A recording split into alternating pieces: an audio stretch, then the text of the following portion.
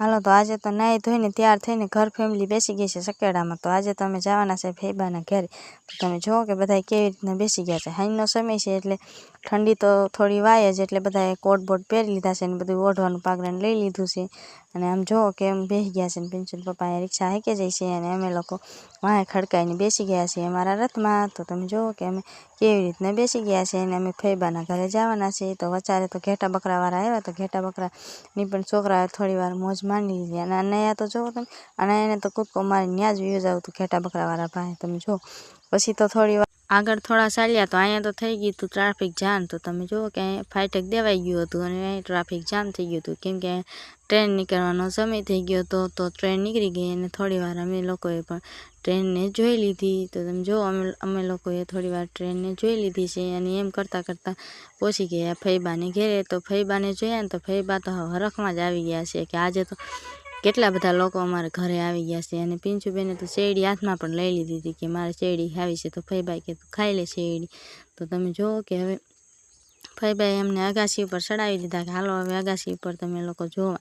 તો અમે લોકો પણ હસતા હસતા ચડી ગયા અગાસીમાંથી। અને થોડી વાર તો અહીંયા છોકરાઓએ તો મોજ કરી લીધી દિલ ખોલીને। તમે જુઓ કે હવે થોડી વાર તો અહીંયા છોકરાઓએ મોજ કરી લીધી છે દિલ ખોલીને, કેમ કે જાન્યુઆરી હતી એટલે અહીંયા મ્યુઝિક બધું હાલતું હતું, એટલે છોકરા ઘડીક વાર તો મોજ સારી માણી લીધી અને રમી લીધું બધા છોકરાઓએ અને મજા આવી ગયા। અને અનાયાબેનને તો જુઓ તમે શું કાઢ્યું, જો ભૂંગળું કાઢ્યું ભોં ભોં આંટી કરવા જો।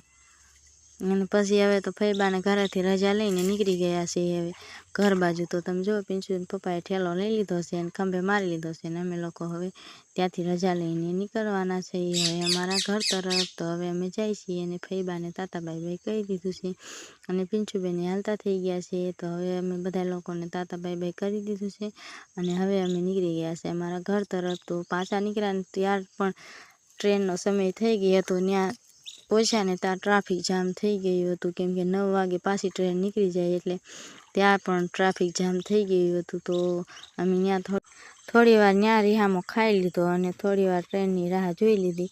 ત્યાં લગનમાં તો ટ્રેન નીકળી ગઈ હતી, કેમ કે અમે ટ્રેનની રાહ જોતા હતા, કેમ કે મારા છોકરાને ટ્રેન જોવાની બહુ જ મજા આવે।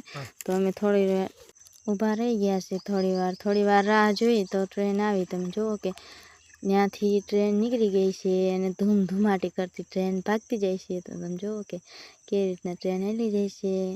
હવે તો ઇલેક્ટ્રોનિક ટ્રેન થઈ ગઈ છે, તમે જુઓ ઇલેક્ટ્રોનિક થઈ ગઈ છે, ઓલા વાયર આવે ને માથે વાયરને અડતી જાય છે ને હેલી જાય છે અને ધોપધોપાટી હેલી જાય છે। ટ્રાફિક જામે એમ થઈ ગયો છે અને અમે લોકો આગળ બેસી ગયા છે ને ઓલા લોકો પાછળ બેસી ગયા છે। થોડા આગળ આવ્યા તા જ તો રિક્ષાને આવી ગયો છે।